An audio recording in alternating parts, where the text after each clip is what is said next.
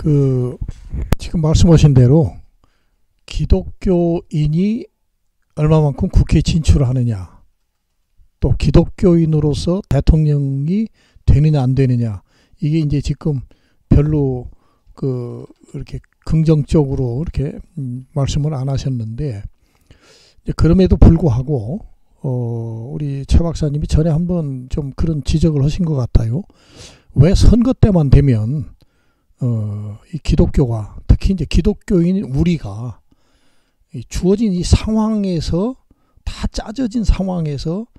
어쩔 수 없이 선택해야 되는 이 피동적 그런 입장에만 서야 되느냐, 언제까지. 조금 더 적극적 참여를 한다고 하면, 이게 뭐 정당을 만든다든지 뭐 이런 것보다 더 중요한 건 이 기독교적 가치, 아까 말씀드린 하나님 나라를 어떻게 실현하느냐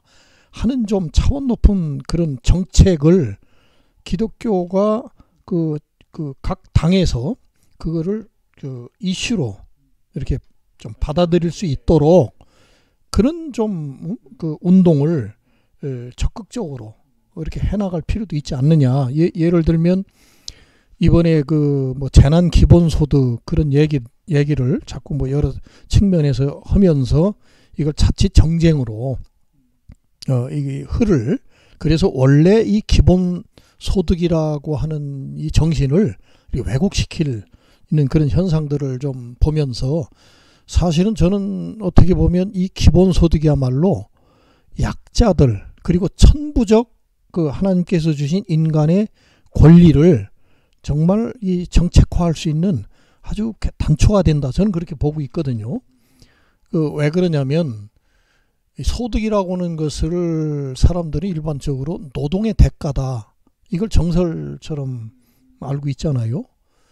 그래서 뭐 심지어는 뭐 노동하지 않는 자는 먹지도 마라, 이걸 무슨 금언처럼 그렇게 말해온 시기도 있었지만, 사실 가만히 생각을 해보면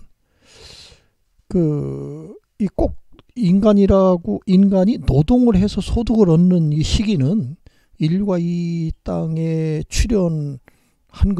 것에 비하면 아주 짧은 기간이거든요. 그러면 그 이전에는 노동을 하지 않아도 하나님께서 천부적으로 우리에게, 인간에게 내려주신 여러 가지 혜택들, 뭐 쉽게 말하면 뭐 햇빛이라든지 공기, 인간이 없이는 살 수 없는 기본 요소들, 이런 것들은 사실은 천부적 인권이고, 그런 측면에서 기본소득도 우리가 생각을 해야 되고,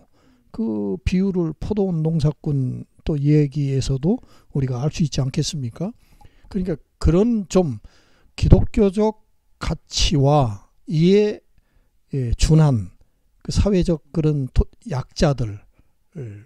구체적으로 이렇게 돕고 정책화할 수 있는 이런 아젠다를 교회가 좀 적극적으로 이렇게 발굴해내고 정책화해낼 수 있는, 좀 이런 쪽으로 그 정치에 참여하는 좀 새로운